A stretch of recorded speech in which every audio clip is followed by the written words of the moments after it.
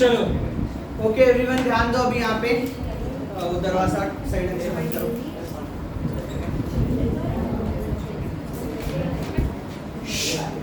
मुंह बंद करो सब, यहाँ फोकस करो।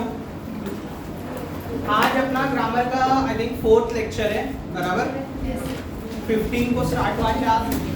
18 है 19 है? 18 15 16 17 18 चौथा दिन है आज।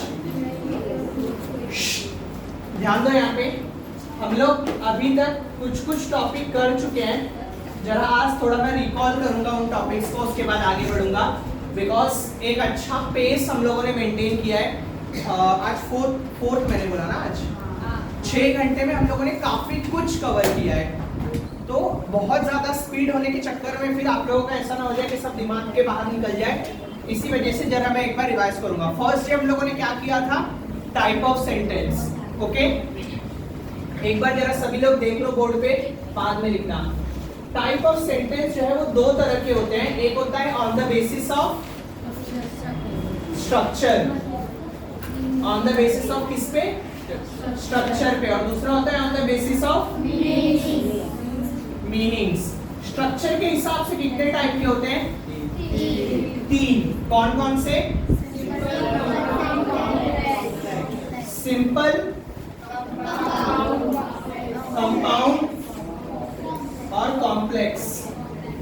और मीनिंग के हिसाब से 4। असर्टिव,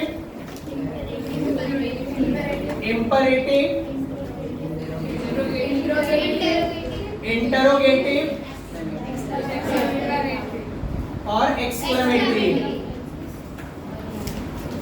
समझ में आ रहा है? देखो, ये वालों को तो पहचानना बहुत ज्यादा आसान है। यहाँ पे स्टेटमेंट होगा, यहाँ पे ऑर्डर या रिक्वेस्ट होगा, यहाँ पे क्वेश्चन मार्क होगा और यहाँ पे एक्सक्लेमेशन मार्क होगा। ओके, अब बात करते थे इसके ऊपर, सिंपल सेंटेंस के ऊपर। सिंपल सेंटेंस ये कराने के पहले मैंने आपको क्या बोला था? क्लॉज। क्लॉज क्या होता है? A group of words. क्या होता है? Group of words. क्या मीनिंग कन्वे करेगा? कर भी सकता है, नहीं भी कर सकता। ओके, सेंटेंस क्या होता है? सेंटेंस होता है a group of words conveying some sense. A group of words conveying some sense, यानी जब ग्रुप ऑफ वर्ड्स एक साथ आ रहे हैं और कुछ सेंस यानी कुछ मीनिंग बना रहे हैं तो उसे क्या कहते हैं हम? सेंटेंस। ओके, क्लॉज और सेंटेंस दोनों एक ही होता है कि अलग अलग होते हैं? अलग अलग। दोनों में फर्क ये है बस कि सेंटेंस कंपल्सरीली क्या करेगा? मीनिंग कन्वे करेगा ही करेगा। लेकिन क्लॉजेस क्या कंपल्सरी मीनिंग कन्वे करेगा? नहीं। कर भी सकता है, नहीं भी कर सकता है। तो इसके हिसाब से हमको क्या पता चला? क्लॉज कितने टाइप के होते हैं? 2। एक group of words conveying meaning और एक group of words conveying nothing. यानी एक ग्रुप ऑफ वर्ड्स है जिसमें एक में मीनिंग पता चल रहा है, दूसरे में कुछ मीनिंग हमको नहीं पता चल रहा है। जिसमें मीनिंग पता चल रहा है उसको क्या कहते थे? Independent clause. और जिसमें कुछ भी नहीं पता चलता है मीनिंग, उसको इंडिपेंडेंट क्लॉज। इंडिपेंडेंट क्लॉज के लिए एक और नाम था और इसमें सबऑर्डिनेट क्लॉज। ओके, तो ये इतना चीज अभी सीखा। अब बात करते हैं सिंपल, कंपाउंड, कॉम्प्लेक्स में। सिंपल सेंटेंस में कितने क्लॉज होते हैं? एक। कंपाउंड में कितने क्लॉज होते हैं? 2। और कॉम्प्लेक्स में 2 या तो 2 से ज्यादा। ठीक है, सिंपल सेंटेंस में जो एक होता है क्या वो मीनिंग कन्वे करता है? यस, तभी उसको क्या कहते हैं? सिंपल सेंटेंस कहते हैं।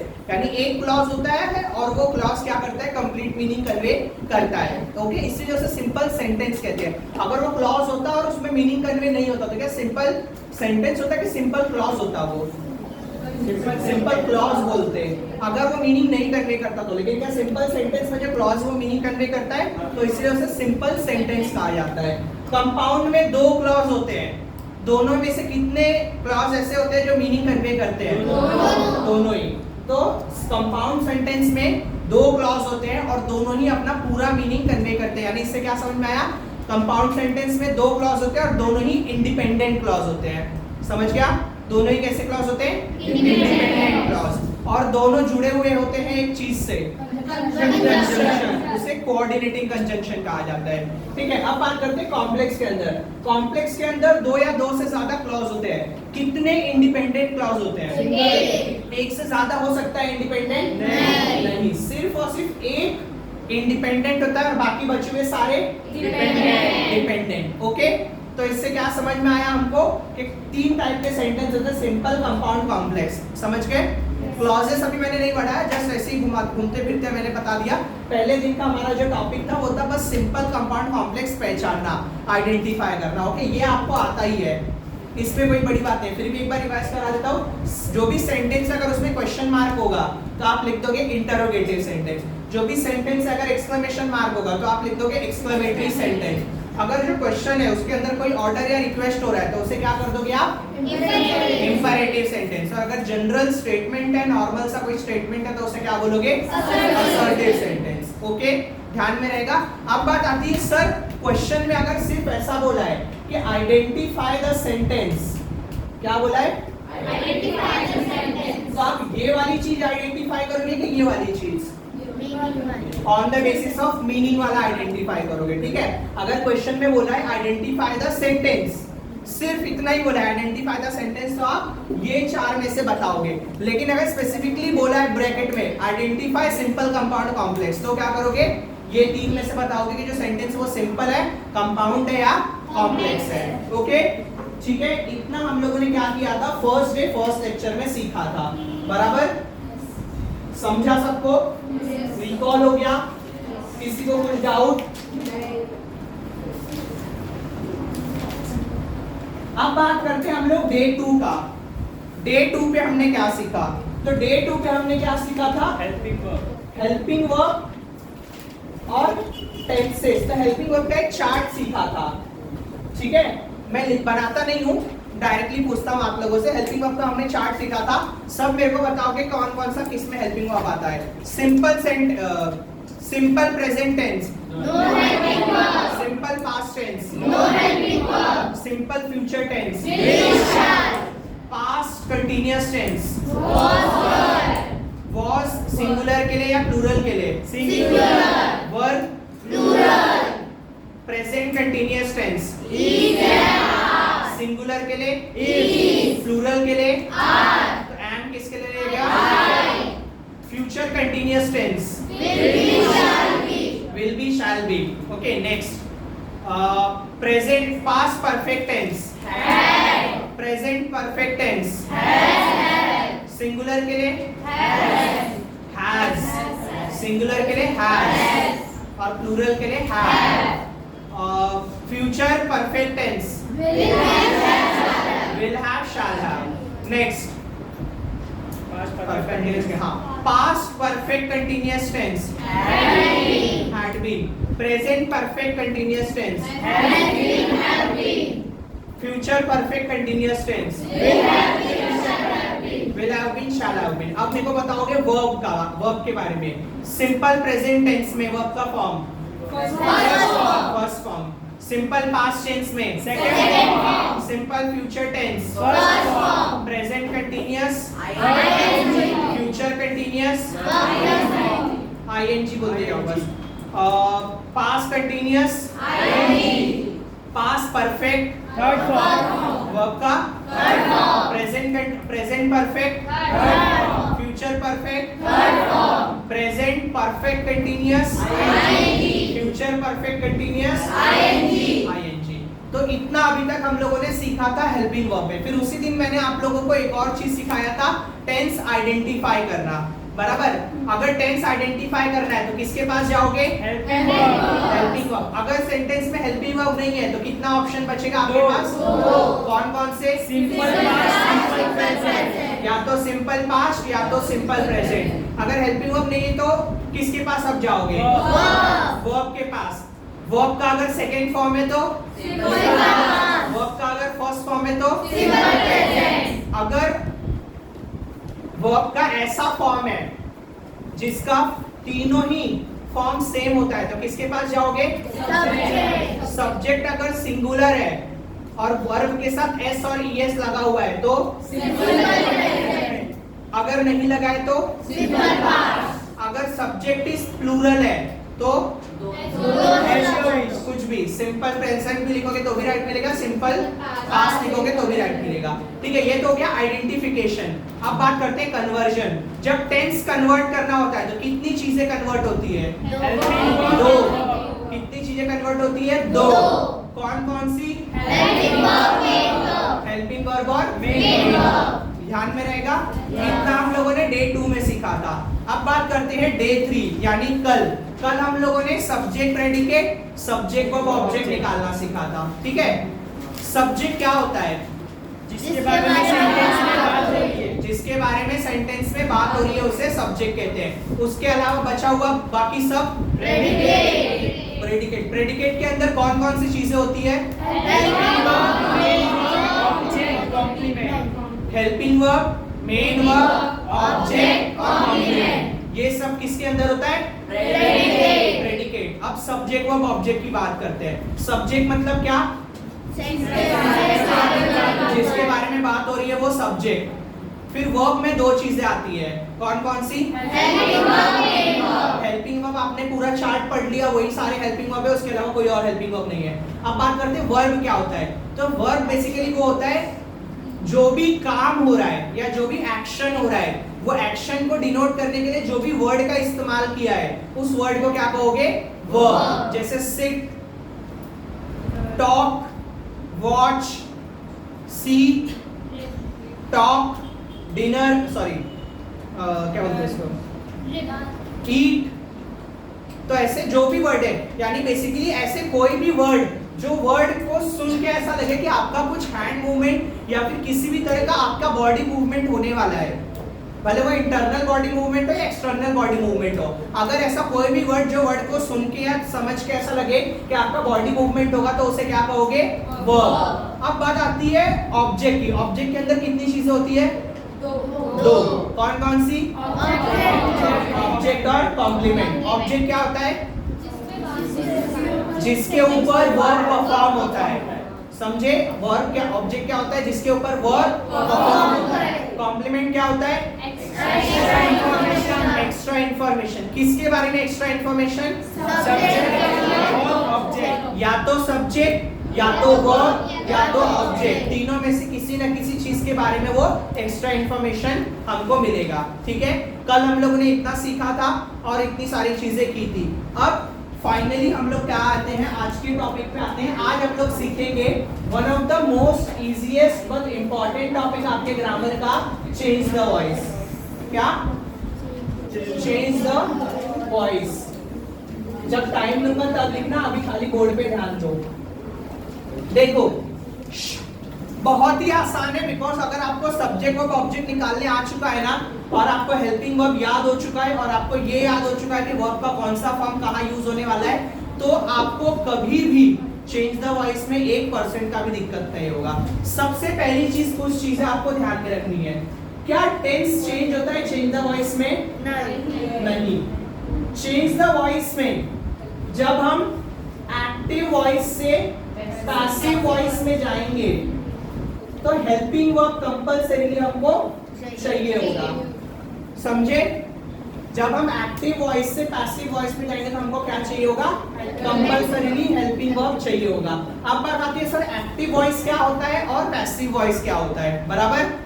तो अगर एक पर्सन डायरेक्टली बात कर रहा है सेकंड पर्सन से तो ये कन्वर्सेशन क्या हुआ? Active voice. और वही बात अगर मैं घुमा के बोल रहा हूं तो उसे क्या कहेंगे? Passive voice. ठीक है, कोई तीसरा इंसान चौथे इंसान को नहीं बोल रहा है वो बात, मैं वही बात बस घुमा के बात कर रहा हूं। समझे? सेम बात है, बस मैं उस बात को घुमा के बोल रहा हूं उल्टा। जैसे कि मैं घर जाऊंगा, मैं घर जल्दी जाऊंगा। समझे? मैं जल्दी घर जाऊंगा। कुछ समझ में आया? मैं घर जल्दी जाऊंगा, मैं जल्दी घर जाऊंगा। दोनों का मतलब कुछ बदल रहा है क्या? लेकिन बोलने का तरीका बदला क्या? बस वो बोलने का तरीका ही बदलना है हमको। और जब भी हम एक्टिव से पैसिव में जाएंगे तो हमको क्या ध्यान रखना है? टेंस चेंज होगा क्या? नहीं। हेल्पिंग वर्ब हमको चाहिए होगा क्या? यस। और सेंटेंस में क्या लगेगा? बाय। क्या लगेगा? बाय। अब बात आती है सर ये कैसे होगा, जरा हमको बताओ तो देखो सब ध्यान दो। एक सेंटेंस में कौन कौन सी चीजें होती है? सब्जेक्ट होता है, वर्ब होता है, ऑब्जेक्ट होता है। ये मान लो एक्टिव वॉइस है, ठीक है। एक्टिव वॉइस में हेल्पिंग वर्ब हो सकता है क्या? एक्टिव वॉइस में हेल्पिंग वर्ब हो सकता है? हो सकता है। ऐसा हो सकता है कि एक्टिव वॉइस में हेल्पिंग वर्ब नहीं होगा? ऐसा भी हो सकता है, बिकॉज सिंपल प्रेजेंट और सिंपल पास्ट, ठीक है। तो इसलिए मैं यहाँ क्या लिख रहा हूँ? Subject verb object, okay.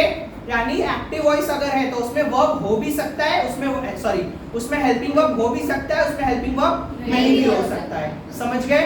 अब बात आती है सर पैसिव में क्या करना है। तो पैसिव में देखो सेंटेंस आपको दिया है, आपको पहले क्या फाइंड आउट करना है? सब्जेक्ट क्या है, वर्ब क्या है और ऑब्जेक्ट क्या है। इतनी चीजें फाइंड आउट कर ली। अब दूसरी चीज क्या करनी है आपको? टेंस पहचानना है। क्या करना है? टेंस पहचानना है। टेंस पहचान लोगे तो क्या हो जाएगा? आपको पता रहेगा कि आपको क्या नहीं चेंज करना है? टेंस नहीं चेंज करना है, और आप उसी टेंस में, यानी प्रेजेंट है तो प्रेजेंट में ही रखना है, फ्यूचर है तो फ्यूचर में ही रखना है, पास्ट है तो पास्ट में ही रखना है। मैंने देखो क्या बोला? सिंपल प्रेजेंट में रखने बोला क्या? नहीं। मैंने क्या बोला? प्रेजेंट है तो प्रेजेंट में रखना है, पास्ट है तो पास्ट में ही रखना है, फ्यूचर है तो फ्यूचर में ही रखना है। और कुछ मैंने बोला क्या? उसके सब टाइप की बात की? नहीं। यानी चेंज द वॉइस करते समय हमें सब टाइप के ऊपर ध्यान देना है क्या? हमें किस चीज के ऊपर ध्यान देना है? टेंस के ऊपर, ओके।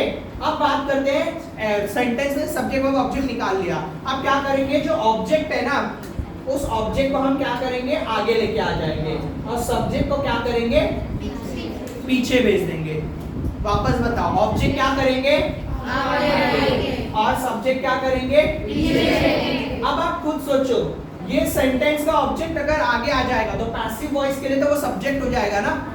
यानी जो पैसिव वॉइस में सब्जेक्ट है वही एक्टिव वॉइस का क्या है? ऑब्जेक्ट है। और जो एक्टिव वॉइस का सब्जेक्ट है वही पैसिव वॉइस का क्या है? ऑब्जेक्ट है। अब बात आती है हेल्पिंग वर्ब की। तो हेल्पिंग वर्ब मैंने क्या बोला? कंपल्सरीली चाहिए।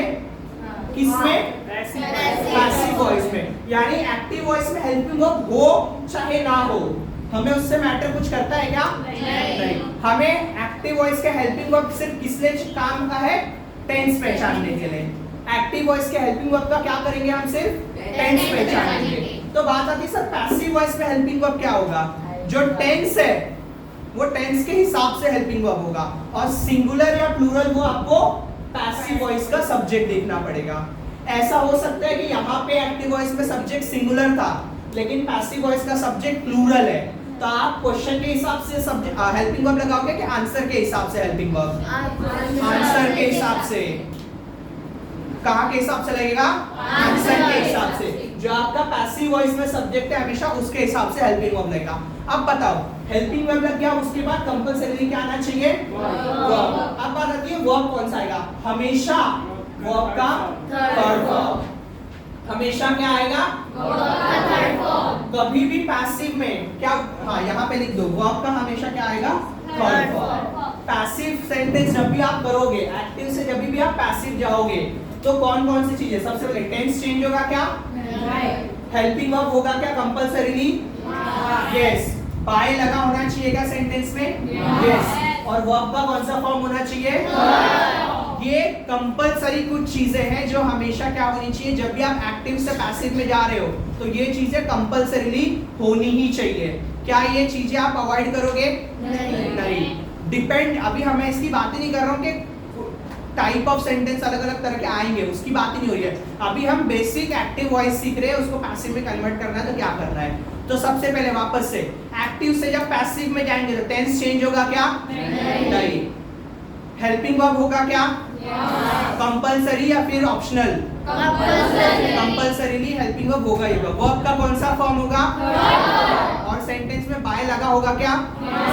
ये कंपल्सरीली कुछ चीजें हैं जो एक्टिव से पैसिव में जाते समय होना ही चाहिए, ठीक है। अब उसके बाद वर्ब का थर्ड फॉर्म लगाया तो उसके बाद तुरंत हमको क्या लगाना है? बाय लगाना है, और जो ऑब्जेक्ट था वो ऑब्जेक्ट इधर आ गया। अब बात आती है सर अगर कॉम्प्लीमेंट हुआ तो? हो सकता है ना कॉम्प्लीमेंट आएगा, तो डिपेंड करता है कॉम्प्लीमेंट आपके ऊपर।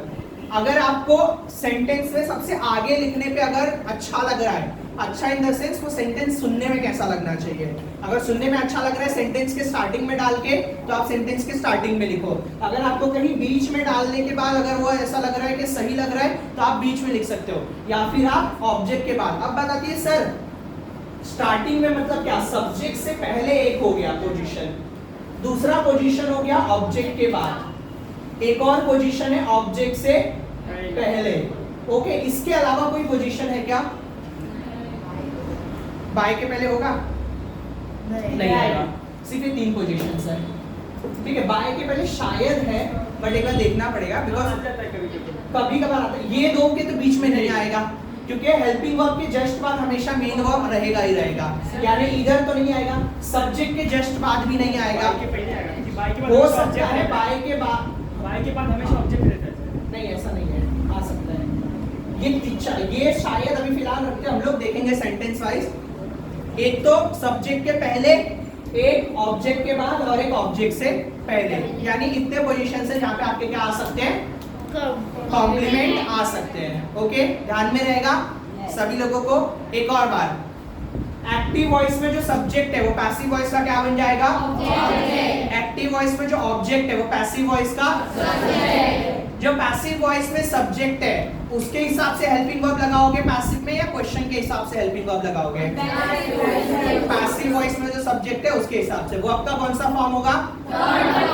और बाय लगेगा या नहीं लगेगा?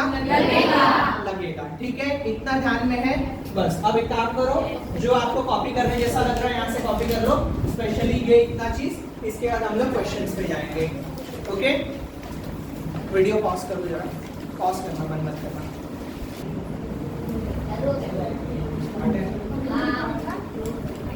चलो एवरीवन ध्यान दो। देखो, एक बेसिक रूल आपको सीख लिया है आपने एक्टिव वॉइस से पैसिव वॉइस करते समय। आपको हमेशा ना यही अपनाना है, बट एक फ्लो बना है, तो वो फ्लो कंटिन्यू करने के लिए मैं आपको 3 और चीज बताता हूँ। 3 चीज और देखो।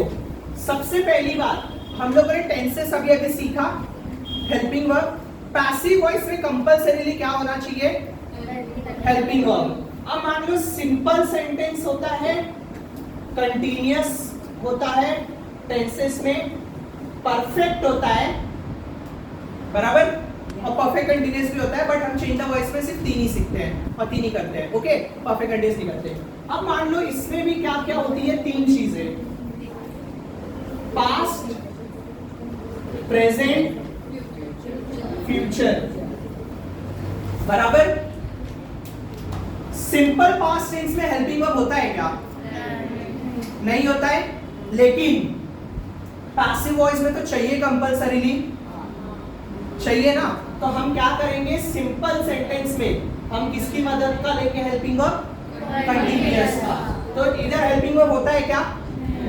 हम यहाँ पे पैसिव की अभी बात कर रहे हैं। पैसिव सेंटेंस में जो कंपल्सरीली हेल्पिंग वर्ब डालते हैं ना, वो सारे हेल्पिंग वर्ब्स मैं यहाँ लिख रहा हूँ। ठीक है, सिंपल सेंटेंस में नहीं होता है, तो हम किससे मांगेंगे? कंटीन्यूअस में। तो पास्ट में क्या आ जाएगा? वॉज और वर। प्रेजेंट में क्या आ जाएगा? और फ्यूचर में? आप खुद सोचो, अगर ऑलरेडी सिंपल फ्यूचर के पास हेल्पिंग वर्ब है, तो क्या वो किसी और से मांगेगा? नहीं मांगेगा। तो यहाँ पे क्या होगा? Will be, sorry will. Okay, will और शैल। अब यहां बात करो कंटीन्यूअस का। अब मेरे को एक बात बताओ, कंटीन्यूअस टेंस में वर्ब का कौन सा फॉर्म होता है? आईएनजी। लेकिन हम पैसिव में जब डाल रहे हैं तो वर्ब का कौन सा फॉर्म बढ़ा देंगे? Third form. अगर वर्ब का थर्ड फॉर्म बढ़ा दिया तो यहाँ पे हेल्पिंग वर्ब तो चलो हो गया, वॉज और वर, इधर इज, एम और आर, और इधर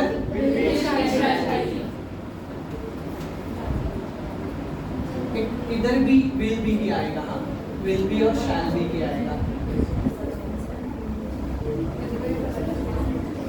हम सिंपल में हमेशा मदद ले लेंगे। एवरीवन, भले फ्यूचर के पास अपना है लेकिन फिर भी हम क्या करेंगे, फ्यूचर टेंस में हम मदद लेंगे ही लेंगे, ठीक है। फ्यूचर टेंस में भी हम इसकी मदद लेंगे और जो लिखेंगे विल बी। ओके, अब बात करते हैं कंटीन्यूअस में। अब यहाँ पे कंटीन्यूअस में हेल्पिंग वर्ब तो लिख दिया, लेकिन एक दिक्कत है। क्या दिक्कत है? उसका आईएनजी कहाँ जाएगा? वर्ब का थर्ड फॉर्म ले लिया हम लोग ने उससे, यानी कंटीन्यूअस टेंस में वर्ब का क्या होता है, वर्ब के साथ क्या होता है, आईएनजी। अब वर्ब के साथ आईएनजी था, अब ये कंटीन्यूअस जो है ना, घर का थोड़ा क्या बोलते हैं, बीच वाला बच्चा है। अगर वो बीच वाला बच्चा ना जैसे उससे एक चीज छीनी ना, छोटे वाले से कुछ भी छीनो, कुछ भी दो, उससे मतलब नहीं है उसको, क्योंकि उसको उतना समझ में नहीं आता है। लेकिन जो बीच वाला बच्चा है ना, वो थोड़ा सा रोने लगा कि मेरे से क्या हुआ, मेरा आईएनजी छीन लिया। अब आप खुद सोचो, वर्ब के पास उसके पास पहले से क्या था, आईएनजी था, और हम लोगों ने वर्ब का क्या कर दिया, थर्ड फॉर्म। क्यों वर्ब का थर्ड फॉर्म किया? बिकॉज़ पैसिव में कंपल्सरीली क्या होता है, वर्ब का थर्ड फॉर्म होता है। तो ये रोने लगा, इसकी वजह से अब इसको आईएनजी इससे छीना, तो उसको आईएनजी देना पड़ेगा, तो उसको आईएनजी हम लोगों ने दे दिया, बीइंग। क्या कर दिया, बीइंग। हमने उसको क्या दिया, आईएनजी दे दिया। तो अब हम हेल्पिंग वर्ब के साथ यहाँ पे क्या लगाएंगे, पैसिव में। अब इसको भी दे दिया, और यहाँ पे बी हटा के यहाँ पे क्या कर दिया, बीइंग और बीइंग। समझा? इससे आईएनजी छीना, तो उसको क्या कर दिया हम लोगों ने, आईएनजी दे दिया। was being, were being, is being, am being, are being, will being, shall being। Okay, continuous से हम कंटीन्यूअस में क्या होता है, एक्टिव सेंटेंस में वर्ब के साथ आईएनजी। जैसे ही हम लोगों ने वर्ब का थर्ड फॉर्म किया, तो उससे क्या हो गया, उससे आईएनजी हम लोगों ने छीन लिया पैसिव करते वक्त। अब अगर आईएनजी छीना, तो उसके बदले में हमको उसके जैसा ही सेम चीज कुछ देना पड़ेगा। तो हम लोगों ने एक और आईएनजी दे दिया, किस रूप में, बीइंग के रूप में। अब बात आती है परफेक्ट टेंस में। तो परफेक्ट टेंस के हेल्पिंग वर्ब उसके पास खुद के पास है क्या, तो क्या उसको किसी और से मांगना पड़ेगा? नहीं। तो यहाँ पे मैं सेम लिख देता हूं,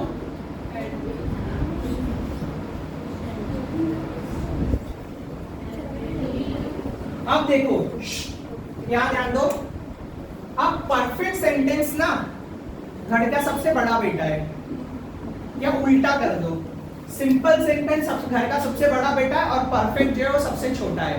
अब आप खुद सोचो, घर के सबसे जो छोटे होते हैं, बच्चे होते हैं, उनको सबसे किसी को भी कुछ भी मिले उनको चाहिए ही होता है वो चीज। अब उनको ये मैटर करता है क्या कि जो दूसरे को मिला वैसा सेम मेरे को चाहिए? उनको तुम कुछ भी दे दो वो चल जाता है। तो अब परफेक्ट सेंटेंस भी क्या होने लगा, रोने लगा, और वो बोला कि मेरे को भी कुछ चाहिए। तुम क्या कर रहे हो, मेरे पास तो ऑलरेडी वर्ब का थर्ड फॉर्म ही है। परफेक्ट सेंटेंस में वर्ब का कौन सा फॉर्म होता है, थर्ड फॉर्म। और वो बोल रहा है कि मेरे से तो तुमने कुछ मतलब जब वो रोने लगा तो उसको ये समझाया कि तेरे से तो कुछ छीना भी नहीं, तेरे को क्यों चाहिए? तो वो ये बोल रहा है कि नहीं, तुम लोग ने उसको क्यों दिया, मेरे को भी आज चाहिए। इधर ध्यान दो। तो परफेक्ट सेंटेंस से हमने कुछ छीना था क्या?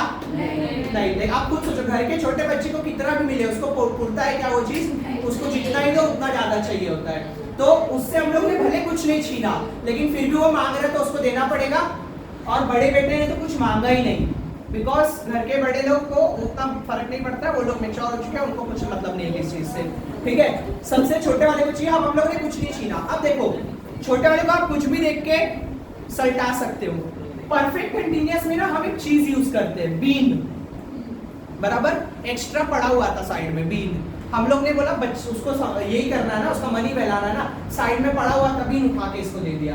तो यहाँ पे भी बीन दे दिया, यहाँ पे भी बीन दे दिया, और यहाँ पे भी क्या कर दिया, बीन दे दिया। अब ये बीन कहाँ से लाए हम लोग?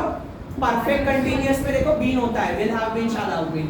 तो बिकॉज वो सबसे छोटा, उसको कुछ भी दे दो चुप ही हो जाएगा, तो इसलिए जो साइड में पड़ा हुआ था वही उठा के इसको क्या कर दिया, दे दिया। समझा? कुछ दिमाग में गया? ठीक है।